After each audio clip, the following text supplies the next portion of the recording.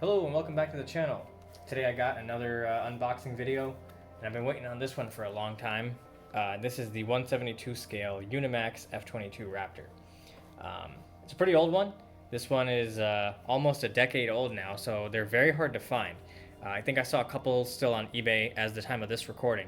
So if you're interested in it, I would check it out now before you can't get a hold of them anymore. So without further ado, let's take a look at the box and see what we got. So on the front is the product packaging. Not stock photo, this is the actual model, which is really cool. Some manufacturers, they slap on a picture of the real life aircraft itself.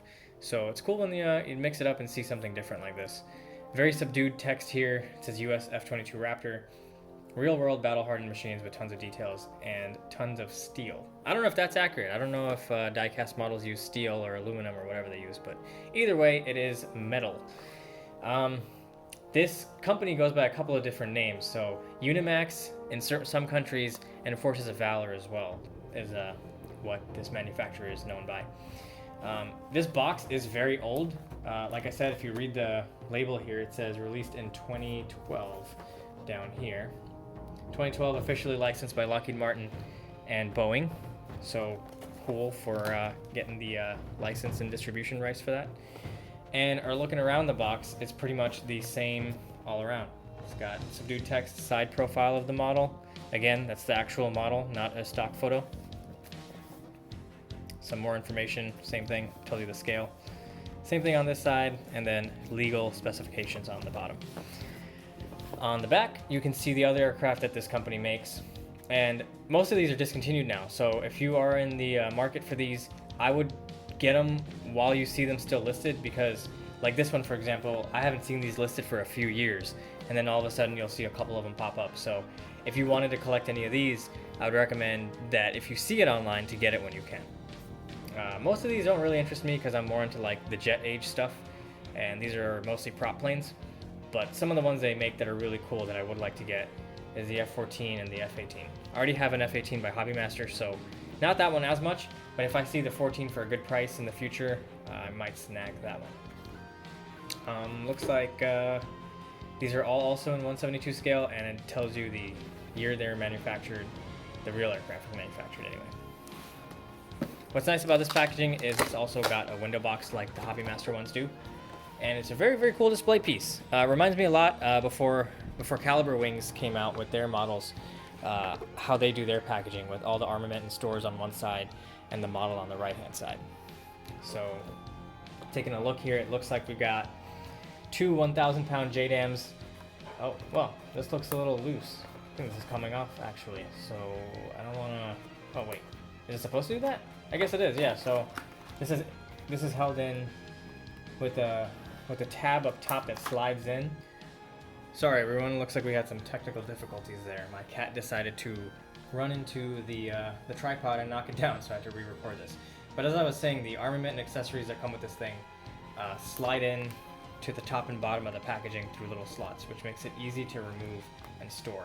And it looks like the person I got this off of decided to tape it down too, which is nice of him to keep it secure in shipping. I'm gonna try and take this off slowly so I can show you guys what's in the packaging. Man, it's a large piece of... Oh, ooh. Okay, well, I ripped something off the package and I'm trying to keep this thing mint, so I'm gonna put that back actually.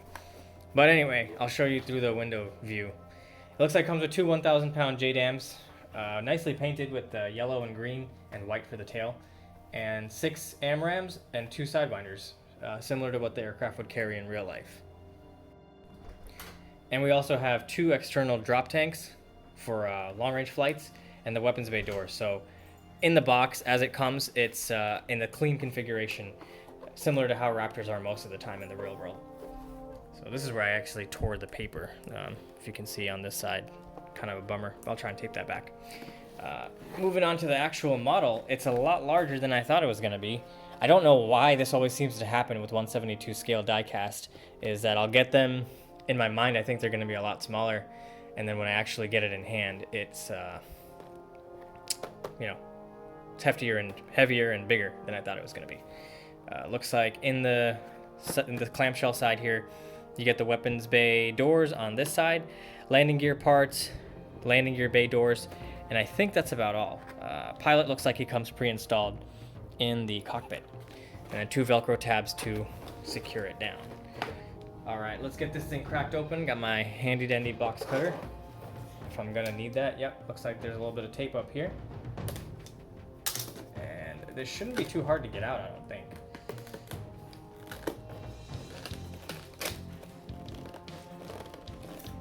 What is it stuck on? Nothing. I just wasn't being careful enough. Ooh, this is exciting. I forgot to mention, the packaging on the clear window side, at least, has yellowed a bit over the years. I think if you got this thing brand new in 2012, the plastic would have been a lot more clear in the packaging. But if you can see, it's gotten pretty yellow. Not that it matters, because the model inside is probably fine. But, you know, I'm sure it was a lot more presentable back in its day. Ooh, here we go. There's the model itself about to come out. Let me get my soft fabric platform to make sure I don't damage anything. Okay, so I managed to finally get this thing out. That took a lot of effort, but it's out, and really cool first impressions. A lot of die cast on it. Most of it feels like it's die cast. I'm gonna do the cold touch technique, as some would say, to kind of see which sections are metal and which ones aren't. So off the bat, I can tell you the nose cone is plastic. The body, the fuselage, most of it is metal. So this whole section up until the front of the nose cone is die cast. The stabs are plastic, and the vertical stabilizers are plastic as well. Same thing with the weapons bay section here and the landing gear section. Plastic, plastic, and plastic throughout here. Air intakes also look like they're plastic. Fit and finish looks good at first hand. There's a little bit of, I don't know if you can see it across the camera, but it looks like there's some oil residue on the wings over here, and some minor unsightliness going across the top with this haze. I'm gonna try and wipe that off with some water. Maybe it'll take care of it. It could just be the factory finish. Like, you won't see it when it's a little bit further away, but when you bring it close, you can definitely tell that there are some minor imperfections. But, you know, mass-produced models like this are gonna kind of have those here and there. And I don't know what this retailed for back when it originally came out in stores, but they're not as expensive as Hobbymaster used to be. I think these were like $40 or something, if I had to hazard a guess. So you're gonna take a hit on some of the quality control. Stabs also feel a little bit too loose for my liking. I don't have a Hobbymaster one to compare it by, but yeah, that's a little bit looser than I'm used to.